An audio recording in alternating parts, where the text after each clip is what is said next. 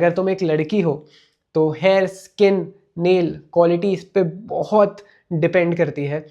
Again हाय, काफ़ी दिनों से प्रोटीन और मसल्स के बारे में बातचीत हो रही है, तो आज हम डिस्कस करते हैं कि प्रोटीन क्या, क्यों, किसे, कितना, किस लिए और कैसे लेना चाहिए, कौन सा is also a part, but वो अगले वीडियो के लिए।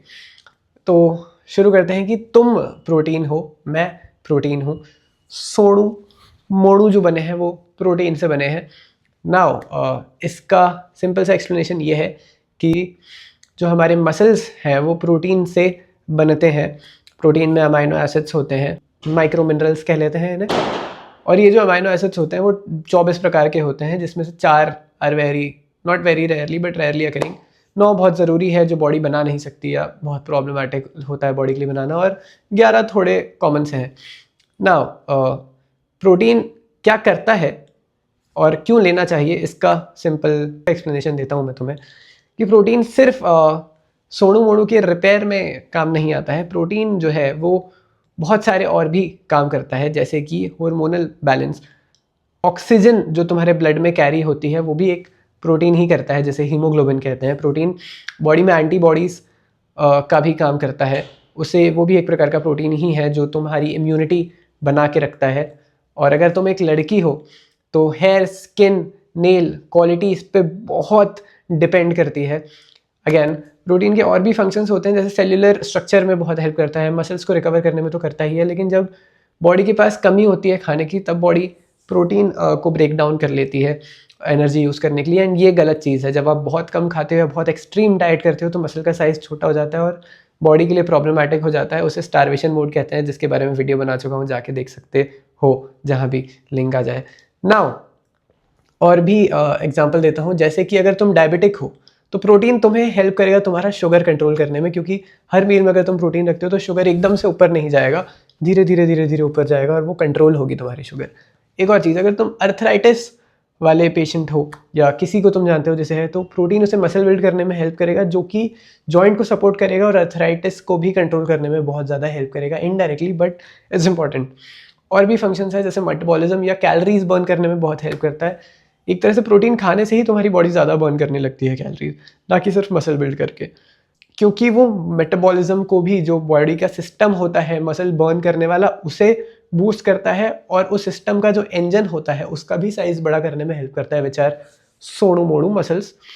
खैर, ये सारे रीजंस हो गए प्रोटीन क्यों लेना चाहिए। अब समझते हैं प्रोटीन किसको लेना चाहिए। प्रोटीन सबको लेना चाहिए, क्योंकि सबकी बॉडी में मसल्स होते हैं, सबकी बॉडी को ज़रूरत है हेल्दी होने की, सबको डायबिटीज़ और अर्थराइटिस की परेशानी जो है सर पे दिख रही है, एटलीस्ट मुझे तो मेजॉरिटी लोगों का दिख रहा है। जो सिर्फ एक्टिव है या जिम जाता है, सिर्फ उसे प्रोटीन की ज़रूरत नहीं होती है, उसे थोड़े ज़्यादा प्रोटीन की ज़रूरत हो सकती है, क्योंकि उसकी बॉडी में मसल्स भी ज़्यादा होता है रिलेटिवली, आपके कंपैरिजन में उसे प्रोटीन की ज़्यादा ज़रूरत है। लेकिन आपको भी प्रोटीन की उतनी ही ज़रूरत है जितनी किसी भी इंसान को है। मैं पाउडर की बात नहीं कर रहा हूँ, वे प्रोटीन की बात नहीं कर रहा हूँ, वो हेल्प करता है, उसके बारे में अगला वीडियो बनाऊंगा। लेकिन इन जनरल बॉडी को प्रोटीन की ज़रूरत है। पनीर, सोया, दूध, दही, किसी से भी लो, फ़र्क नहीं पड़ता, but you need to complete your protein requirement. अब दादा, चाचा, ताऊ, फूफा, फूफी, बच्चे, भांजा, भांजी, अंकल, आंटी, सबको ज़रूरत होती है। तो ऐसा नहीं है कि किसी को प्रोटीन की ज़रूरत ना हो, अनलेस आपकी कोई स्पेसिफिक कंडीशन है जहाँ प्रोटीन लेने में आपको थोड़ी सी प्रॉब्लम हो रही है बॉडी को, विच इज़ रेयर। ये लिस्ट है किस कंडीशन में आपको प्रोटीन नहीं लेना चाहिए।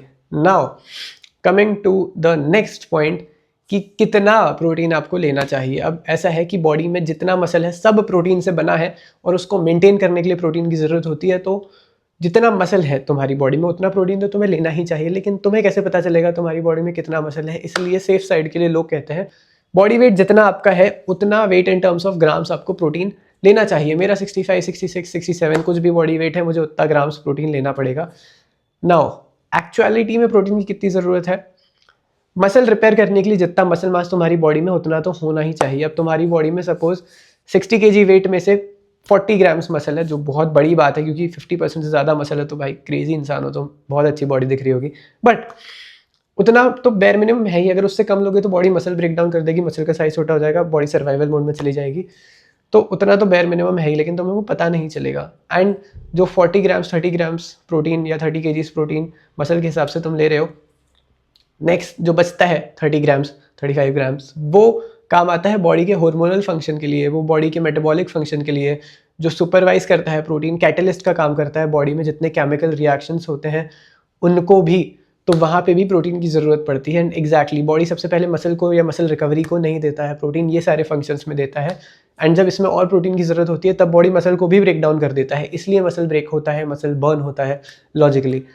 ओके, अगला पॉइंट आता है कि प्रोटीन कब लेना चाहिए। तो ऐसी कोई स्टडी नहीं है कि प्रोटीन लेने का ये बेस्ट टाइम है, ये नहीं है। जितनी देर तक ब्लड स्ट्रीम में प्रोटीन रहता है, यानी कि खाना पचने के बाद खून में जाता है ना, शुगर बन के या बाकी मिनरल्स शुगर खून में जाते हैं, जितनी देर तक वो ब्लड स्ट्रीम में रहेगा उतनी देर तक तुम्हारी बॉडी के लिए अच्छा है, क्योंकि बॉडी फ्लरिश करती रहेगी, तुम्हारी रिकवरी स्टेट में रहेगी, कैलोरी बर्निंग स्टेट में रहेगी, हार्मोनल फंक्शन इंप्रूव करने वाले स्टेट में रहेगी। तो एक तरह से जितनी देर ब्लड स्ट्रीम में रहे उतना अच्छा, यानी कि हर मील में प्रोटीन होना चाहिए। और हर मील में प्रोटीन होगा तो उसका एक और बेनिफिट होगा कि वो शुगर कंट्रोल करने में हेल्प करेगा, एकदम से स्पाइक नहीं होगा तुम्हारा शुगर, अगर तुम्हें ये इश्यूज़ हैं तो। बाकी सिस्टम्स में ही प्रोटीन हेल्प करता है। एंड कब लेना चाहिए, अगर मेरे अकॉर्डिंग पूछा, ऐसे कोई स्टडीज़ है नहीं कि एक फिक्स टाइम होना चाहिए, इस टाइम अच्छा रहता है, इस टाइम बुरा, एक्सरसाइज के बाद या पहले लो तो मज़ा ही आ जाएगा, नहीं।